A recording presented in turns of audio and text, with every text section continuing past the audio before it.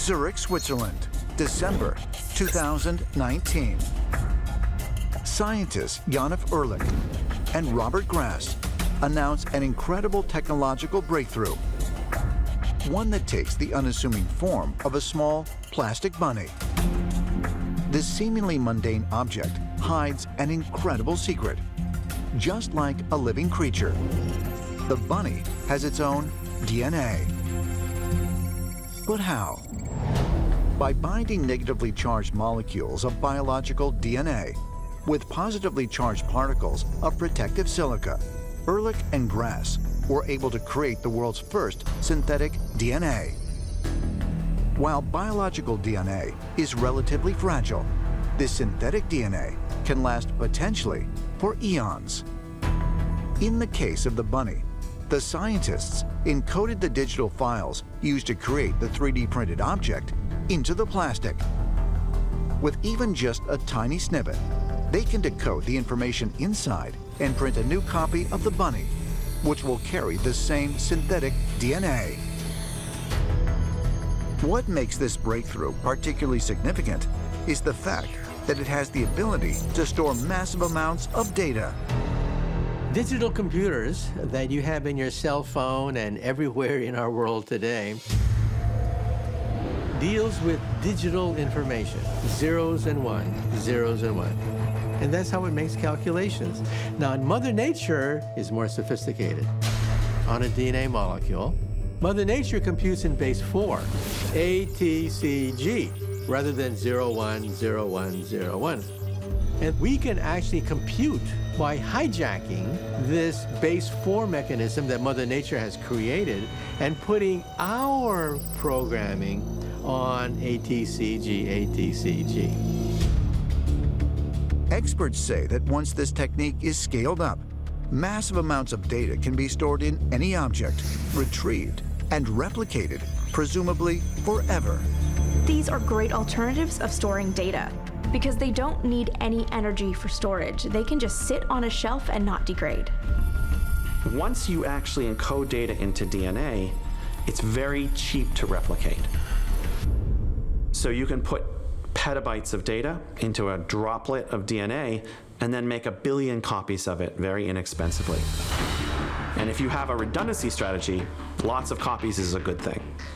DNA is also very compact. The amount of space it takes to store the Wikipedia is just a few drops of liquid.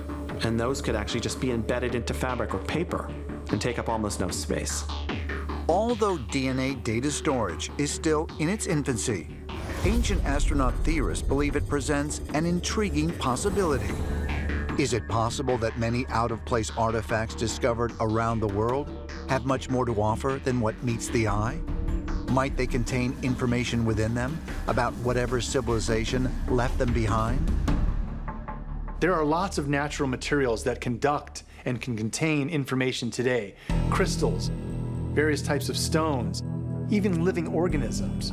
So is it possible that extraterrestrials have embedded ancient sacred knowledge, some type of material that if we were able to extract this information, there could be a wealth of information ready, waiting at our fingertips?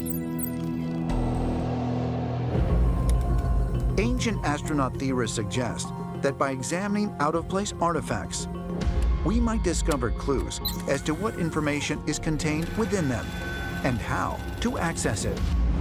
As support for this notion, they point to the artifacts that humanity recently sent to the moon. When the Arch Mission Foundation created the Lunar Library, they included analog layers that could be read without a computer. The idea of the Lunar Library was to make it something which recipients who find it in millions to billions of years could see that it has data on it. And the analog layers teach everything you need to know to build a computer and get the digital information off the deeper layers. By trying to store information for thousands or millions of years, you end up going to the same solutions that the hypothetical ancient aliens may have also figured out how to use. So we have to ask ourselves if these artifacts didn't perhaps have a technological purpose that we still do not understand. Alatri, Italy, June 2019. Ancient astronaut theorist Giorgio Tsoukalos is in the heart of the Italian peninsula, about 50 miles southeast of Rome.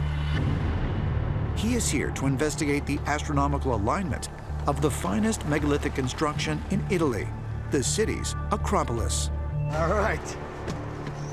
Giulio. Hello, Giorgio. How are you? Good to see you again. Yeah, How nice are you? to see you again. What a fantastic place. Welcome to the Alatri Acropolis, Italy. I cannot wait Yeah. to see all of this. Yeah. I've been waiting for years to see this. Amazing.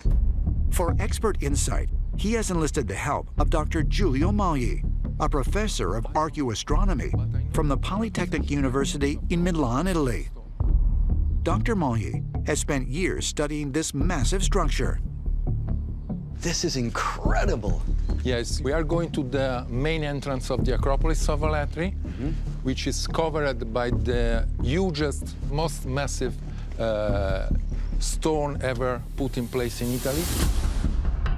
The lintel of the Porta Maggiore in Alatri is about 26 stones. 26 tons. I mean, this is absolutely insane.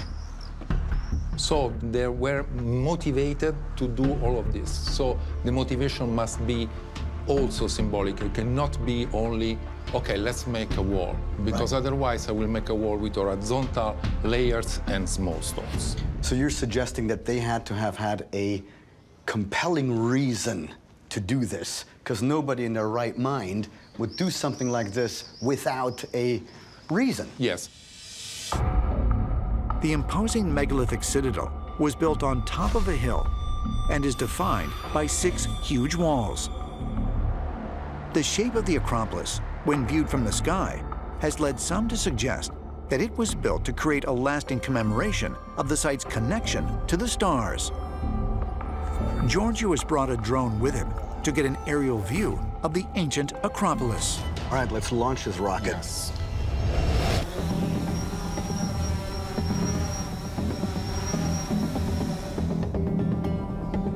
All right, so what do we see here? Yes, you see, the Acropolis has a very regular shape. It is a polygon very similar to the polygons of the walls. Okay. And this very regular shape has nothing to do with the morphology of the hill, because, you know, a hill can be random. Right. But they wanted it exactly as it is. So are you saying that this mount here was cut artificially? Yes. That is incredible. So why?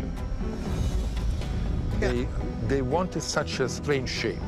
There is a theory, which might be sound, that they wanted the Acropolis to have the shape of a constellation. And the edges of the Acropolis correspond to the brightest stars of the constellation Gemini. So we are looking at the outline of Gemini here. It may well be. Wow. It may well be. What's really interesting here is that the entire mountaintop has been artificially shaped so that it is in the shape of the constellation of Gemini. And then you have to wonder, why was it built in this shape? Because something of significance happened here a long time ago. In Greek mythology, the Gemini constellation depicts twin brothers, Castor and Pollux, the offspring of a god and a human. In the story, we're told that Zeus shapeshifted or disguised himself as a swan and impregnated this human female, Leda, leading to the birth of Castor and Pollux. While mainstream historians consider the story purely mythological, ancient astronaut theorists point out that these gods were considered very real by the Greek people of the time. And they propose that the story of the twins could be an account of an extraterrestrial encounter. In one version of the story, we're told that the egg containing Castor and Pollux came down out of the heavens. When the legends say that the Gemini twins were born of an egg that descended from the sky, it actually says that they were born of a so-called cosmic egg. And what are these cosmic eggs? They're always described as having either a silver or a bronze-colored shell. And sometimes they're also described as having a lot of smoke, fire, and noise. And interestingly, many UFOs are sometimes seen as eggs. So is it possible that the egg of Castor and Pollux is some extraterrestrial vehicle that looks like an egg and lands on Earth, and then two twins step out? That's quite possible. If the Alatri Acropolis was purposely built to resemble the Gemini constellation, could it be commemorating an alien visitation?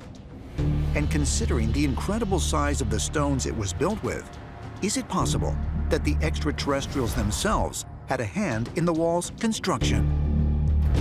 Do we have any records, written records at all about this place from ancient times? We don't. Even the Roman historian of architecture, Vitruvius, does not speak about this technique at all.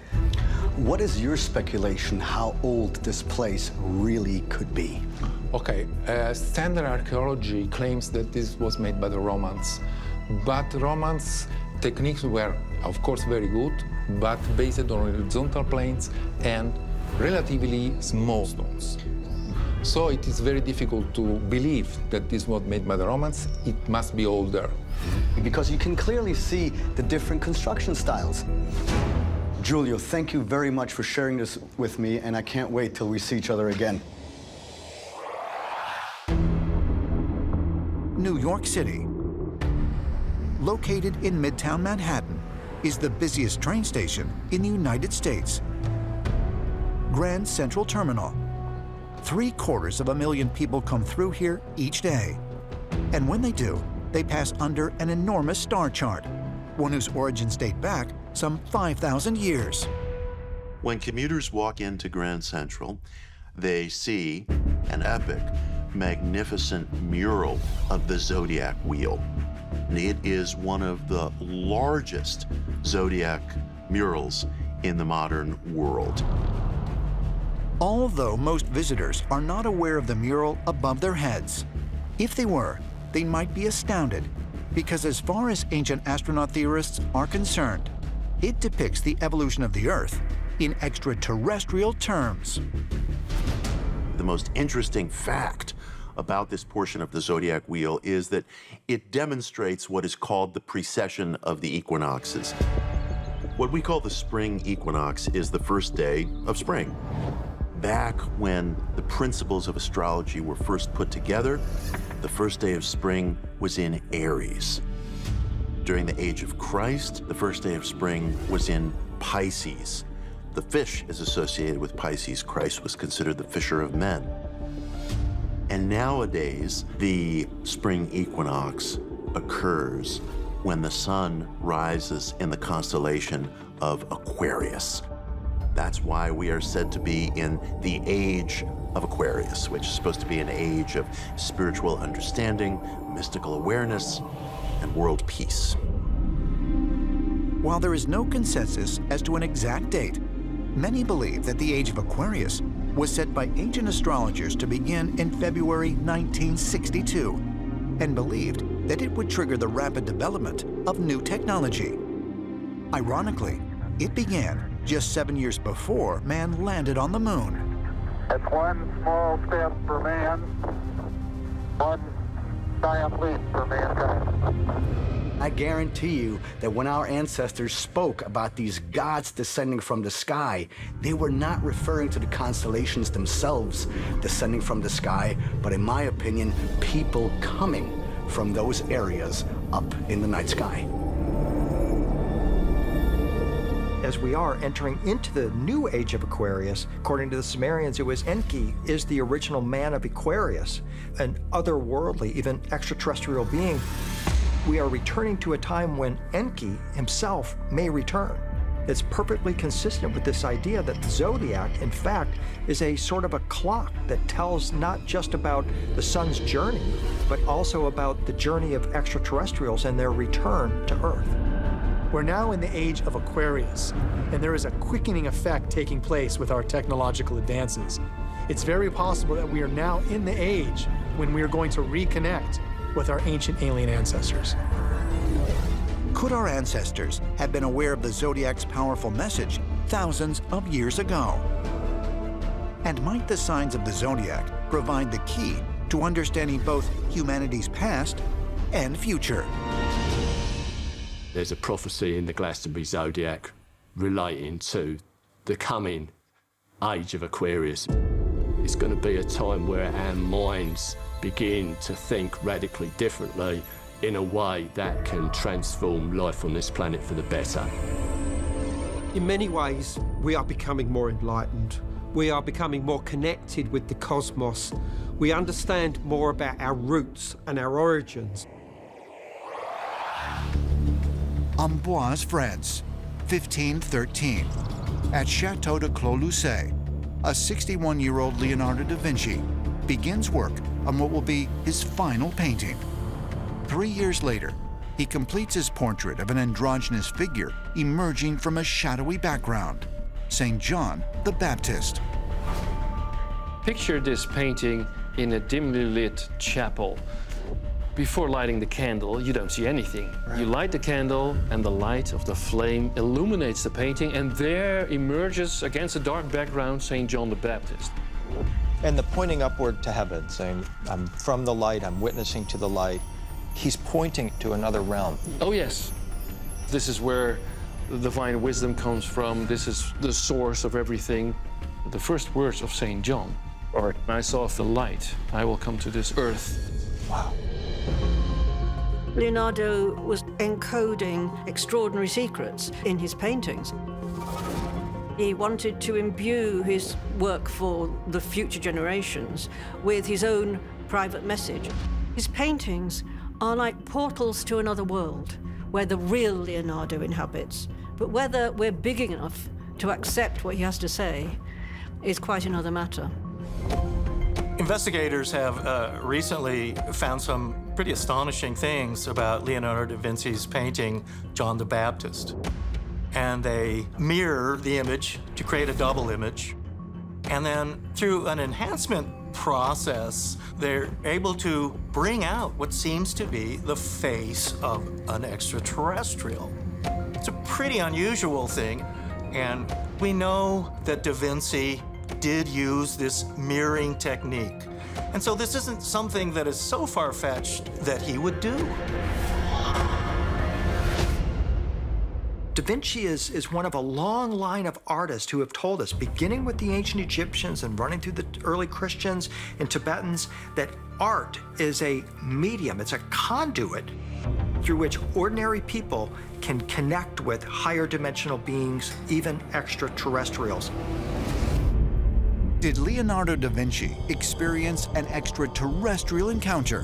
One that opened his mind to what was once considered forbidden knowledge. Ancient astronaut theorists say yes, and believe that Da Vinci encoded his works in such a way that future generations could learn the truth about mankind's origins.